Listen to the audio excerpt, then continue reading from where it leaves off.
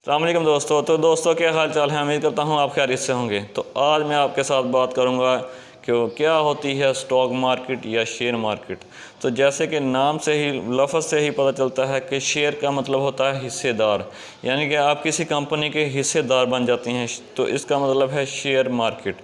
तो क्या होती है शेयर मार्केट? ये ऐसे ही है जैसे कि आपने कोई कारोबार शुरू करना है, तो आपके पास 10,000 रुपये हैं, तो आप अपने दोस्त को कहते हैं कि यार आप भी 10,000 इन्वेस्ट करें और मेरे साथ काम करें, तो जितना भी हिस्सा बनेगा हम दोनों 50-50 कर लेंगे। तो ये है शेयर मार्केट, यानी कि आपने अपनी कंपनी में 50% शेयर दूसरे अपने किसी दोस्त को दे दिए हैं, तो ये होती है शेयर मार्केट।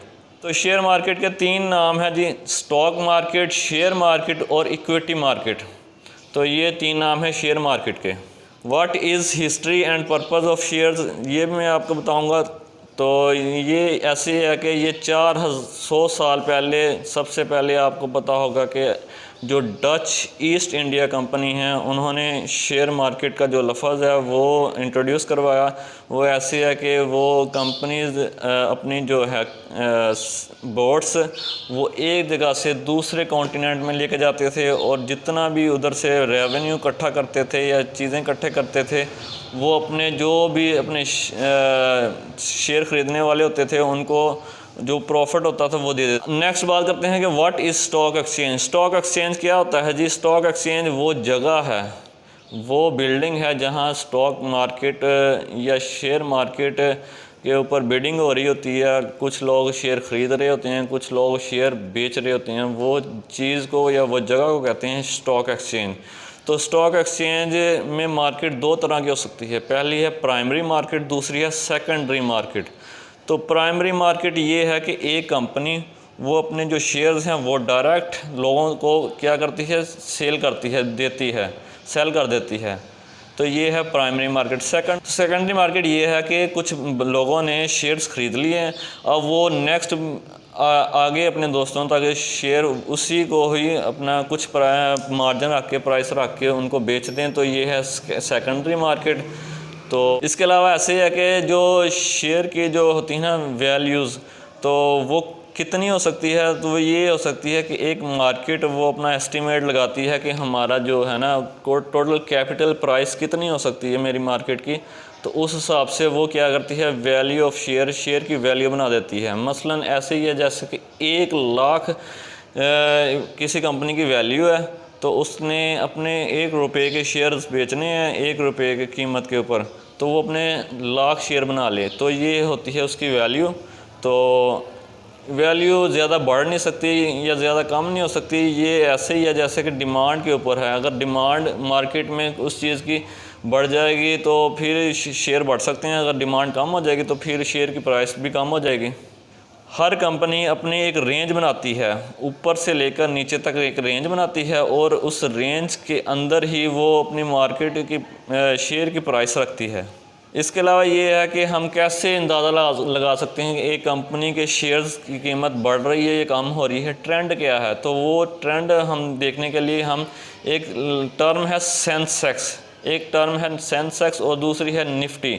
तो ये 2 टर्म्स हैं, जैसे कि नाम से ही पता चलता है कि सेंसिटिविटी इंडेक्स, यानी कि ये है कि एक स्टॉक मार्केट के अंदर 30 कंपनीज़ हैं, और उन 30 कंपनीज़ के जो है ना ट्रेंड वो ऊपर जा रहे हैं या नीचे जा रहे हैं, तो ये हमें सेंसेक्स बताता है। इसके अलावा निफ्टी है, निफ्टी जैसे नाम से ही पता है नेशनल प्लस 50। तो ये है कि एक नेशनल मार्केट के अंदर जो 50 कंपनी जो रजिस्टर्ड हैं, उन कंपनीज़ की टोटल जो शेयर्स हैं और उनके जो ट्रेंडिंग हो रही है, उनकी कीमत जो बढ़ रही है या कम हो रही है, तो वो किस ट्रेंड के साथ ऊपर जा रही है या नीचे जा रही है। तो ये है निफ्टी।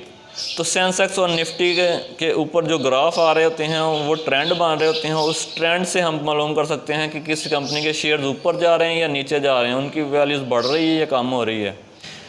नेक्स्ट ये है एक इम्पोर्टेंट पॉइंट कि योर कंपनी शेयर, यानी कि एक कंपनी अपने शेयर कैसे बेच सकती है।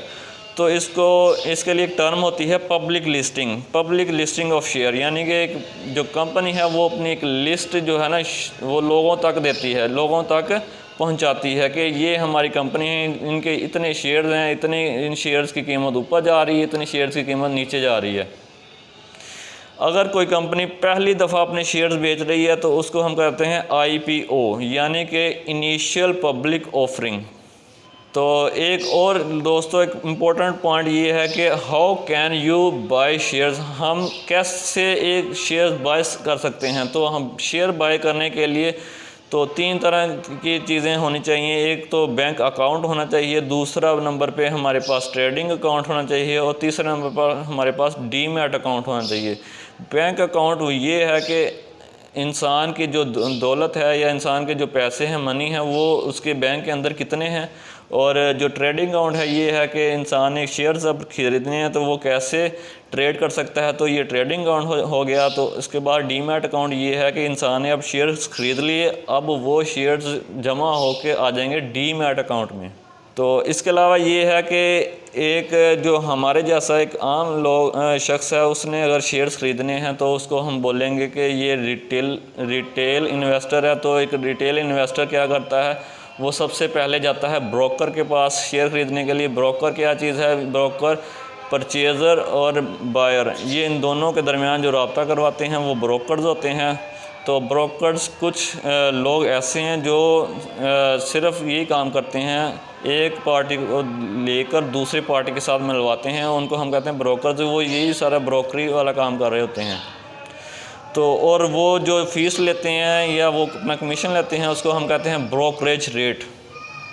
तो दोस्तों इसके अलावा एक इम्पोर्टेंट टर्म है इन्वेस्टिंग एंड वर्सेस ट्रेडिंग। तो इन्वेस्टिंग ये आती है कि एक हमने शेयर्स किसी कंपनी के ख़रीदने हैं, तो हमने अगर लॉन्ग टर्म के लिए ख़रीदने हैं तो उसको हम कहते हैं कि हमने इन्वेस्ट कर दिए हैं, इन्वेस्टिंग कहते हैं।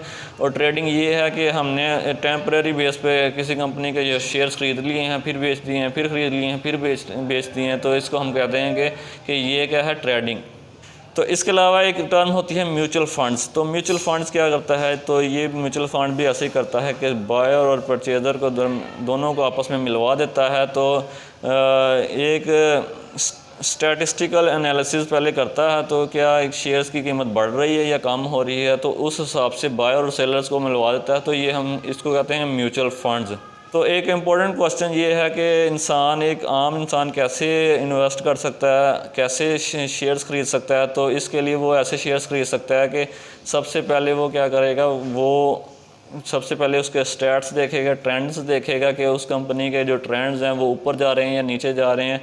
तो इस हिसाब से वो शेयर्स ख़रीदेगा। एक आम इंसान अगर उसको इल्म नहीं है कि वो शेयर्स की कीमत बढ़ रही है या कम हो रही है या कैसे कम हो रही है, कैसे बढ़ रही है, तो वो अगर शेयर्स ख़रीदेगा तो इसको हम कहेंगे कि वो एक टोटल ही एक गैम्बलिंग या जुए के मुतरादिफ आ जाएगा चीज़। के लिए दो ख़रीदने और बेचने के दरमियान अगर पैसे इन्वेस्ट करना चाह रहे हैं या अगर हम ट्रेडिंग करना चाह रहे हैं तो 2 टर्म्स को आप ज़हन में रखिएगा। एक फ़ंडामेंटल एनालिसिस है और दूसरे टेक्निकल एनालिसिस है। जो फ़ंडामेंटल एनालिसिस है उसमें ये है कि इंसान को उस कंपनी के जो हिस्ट्री है वो सारी देखनी पड़ेगी कि उसके कंपनी की हिस्ट्री क्या है, उस कंपनी का जो प्रॉफिट और लॉस क्या है, उस कंपनी के जो वैल्यू क्या है मार्केट के अंदर। इसके अलावा जो टेक्निकल एनालिसिस ये है कि एक शॉर्ट टर्म के अंदर उस कंपनी ने ये जो शेयर्स हैं वो ऊपर नीचे कैसे हो रहे हैं, डाउन और फॉल कैसे हो रहे हैं। तो दोस्तों उम्मीद करता हूं कि आपको ये वीडियो अच्छी लगी होगी। अगर आपको ये वीडियो अच्छी लगी तो इस वीडियो को लाइक करें और इस वीडियो के जो कमेंट सेक्शन में कमेंट करें और वीडियो को शेयर करें। इसके अलावा अगर आप इस चैनल पर नए हैं तो इस चैनल को सब्सक्राइब कर दें। तो जल्द मुलाकात होगी अगली वीडियो में। तब तक अपने दोस्तों का, रिश्तेदारों का सबका ख्याल रखें। Thank you. अल्लाह हाफिज़।